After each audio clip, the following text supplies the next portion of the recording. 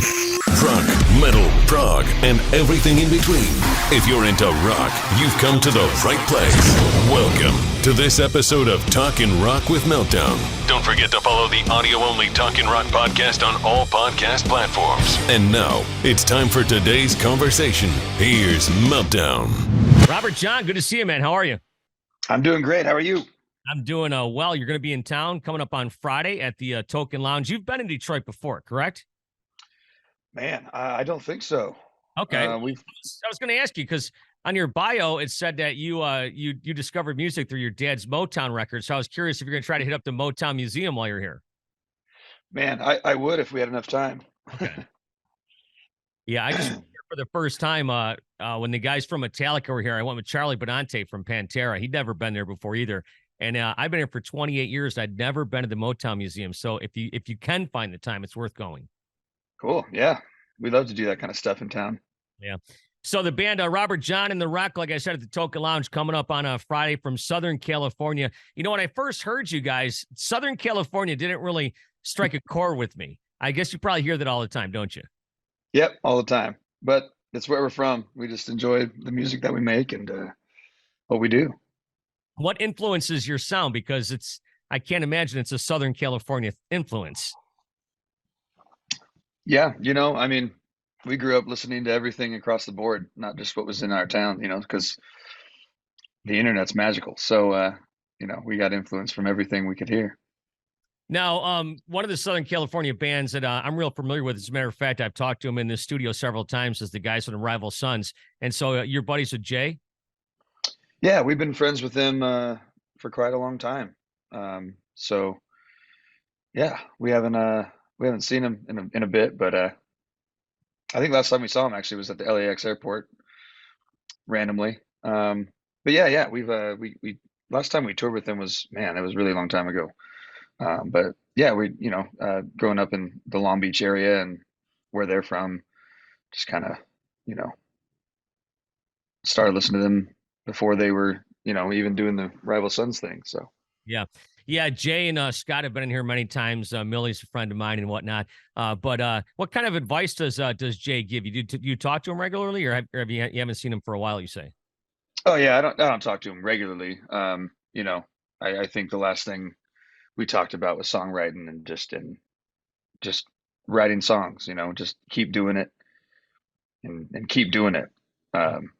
Don't stop writing songs no matter what. And then as long as you keep doing something and put your heart into it, something great will come out of it. Yeah. So do you have like a whole arsenal of songs that have yet to be recorded, or you have a bunch of stuff in the can, or what? We have an arsenal of songs that have been recorded that aren't out yet. We're working on the next arsenal of songs too. So we're always working on something and making sure we have some stuff ready to go for when the time comes. Now you guys have a new record you're dropping in 2024? We do. Yeah. Tell me about that.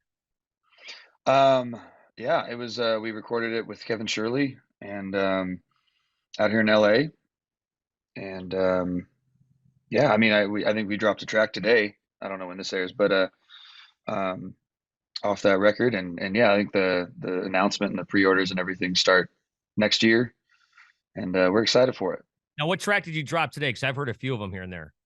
Help Yourself. Help It's Yourself. a new track that just came out. I saw it this morning when I woke up. And it has like at least the video has this like Three's Company type thing going on. Yep, exactly. That was the goal. Not old enough to have been watching Three's Company. I remember watching it as a kid, but how'd that come about? We make so many videos and trying to come up with funny, different ways to make music videos, and there's only so many you can do when you just sit in a room and play, so we just try to have fun with it. And then I don't know where that idea came from. I think it came from someone's head, and it just, we figured it out. I honestly didn't have any, I didn't understand what was going on when we filmed it. I didn't know what it was going to turn into. So, thank God we got some great people, including our drummer Andrew that has a vision for it and can execute. Yeah. Is your band all original? Um, That with music wise or uh, member wise? with the members? Is this you guys are all together since 2011? No, we've gone through a couple lineup changes. Oh, Andrew Spatman, our drummer, me and him have been playing since before Jon The Wreck was a thing. So we're the two that have been in it for longer than almost 14 years now, I think. okay. Yeah, but then we've gone through different lineup changes throughout the years, and people grow up and go their own way and realize what they want to do in life, and it's we're still good friends with everybody and try to do the best for everyone. Mhm. Not it's everyone has different roads that they go down in life. So after doing this for a while, it's you just keep on going. Yeah. It's a grind for sure. You gotta road dog it out there, I'm sure. What is with the name The Wreck, by the way? You probably answered this question a billion times, so I apologize in advance. But you just had to find a name for the band? Yeah, I mean, it was we were the Robert John band, Mhm. and we were all like sacrificing a lot of stuff for the band. We were all writing together, we were all putting money in, we were all touring and letting go of other opportunities for this project. So it just felt natural to be more of a band than just the Robert John band. Um, so we just were trying to come up with names, and we had some really bad ideas. Like the Blue River Boys, which doesn't make any sense. Um, and yeah, the Wreck just kind of stuck. And back in the day, it made sense because we were all drinking a lot, but um, it's the only one that felt right and kind of slipped off the tongue in a nice way. So we just kept it and kept moving on. Now, have you always been kind of the guy at the forefront of the band? Hence, you use your own name in the band. Does that put a little bit of added pressure on you as well? Oh, you know, I don't think so. I don't think there's. I mean, yeah, I guess I'm the front guy and the namesake, if you will. But everyone in this band has so much to offer and does so much for the overall project that it's a team effort when it comes down to everything, maybe other than the name itself. And I couldn't be here without the guys in the band right now. And so, yeah, there might be a little bit of pressure when it comes to certain things, but I don't think about it too much. Yeah. There's pressure when you got to talk to DJs from Detroit, I suppose. That's probably, Yeah, yeah, that's the most nerve-wracking part. I'm sure it is. When I listen to you guys, one a band pops into mind right away. Do you know which band I'm going to say? I don't. Blackberry Smoke. Sure. I hear Yeah. I hear a lot of that. Are they a big influence on you? Yeah. Yeah, man. I mean, we've been listening to them for years, and we've recently gotten to write with Charlie, and we were just on the road with them, and they're great. They're great guys, and we look up to them and learn from them every time we play with them. That's Um, cool. So you got to write with Charlie. So is any of that going to appear on the new album? um, we wrote a track called "Pain No More," which was released last year, Okay, gotcha. um, with him, and off the new record. I mean, not on this record, but there's always future. There's always more music to be recorded. So hopefully something again soon. Yeah, I think you guys would be a good fit on a tour. You have played shows with them though, huh? Yeah, yeah, we did a run with them last spring, and we're doing a New Year's Eve run with them coming up here in a few weeks. Um, yeah, down Virginia, South Carolina, Georgia, and yeah, and then we'll just see what next year has to offer. No, that's really cool. So, and then I another guy who I've talked to, not in this studio, but into this microphone, many times is Joe Bonamassa. So, how do you hook up with him and get on his record label? Yeah, we did one of the cruises, keeping the blues alive at sea with him, Oh, and it felt great, and we got to meet the team, and we got invited to do another one, and we just kept the relationship going, and so it was super natural to work with them. It wasn't hey, nice to meet you, let's work together. It mm, would, we had years of a relationship building with the team and getting to know everybody, and so it was it was a simple, hey, you guys want to do this? Let's see what happens. And it was like, yeah, let's do it and see what happens. And it's been going great. Yeah, he seems Enjoy like, it. I mean, obviously I've never worked with him, but I've talked with him several times. He seems super easygoing and laid back. Yeah, yeah, Joe's great. Joe's great. We got to record a couple tracks with him too, and yeah, it's always a good time. He's just a monster, on that instrument. He's the best of the best, so you watch him sit down with it, and you're just amazed in and Yeah, how he does it, and the knowledge he has. It's crazy. yeah, and some of the stories he has, I mean, he's played with just about anyone you can think of, I think. Yeah, pretty much, right? Yeah, no doubt. And then you just mentioned about how the wreck with maybe a little bit of too much cocktailing back in the day. But you're a whiskey fan? Oh yeah, Yeah. What is your yeah. choice? My go-to is Jack Daniels. It's it's just exactly what I need. I mean, I enjoy other whiskeys. I enjoy good stuff, but at the end of the day, I'm a pretty strict, just straight JD Yeah, you fan. can't go wrong with that. I was at a bar recently, and they didn't have any, and I had some Maker's Mark, and it was actually really good. I've had that before, but I kind of forgot how good that was. But yeah, Jack is like the go-to around here, I suppose, too.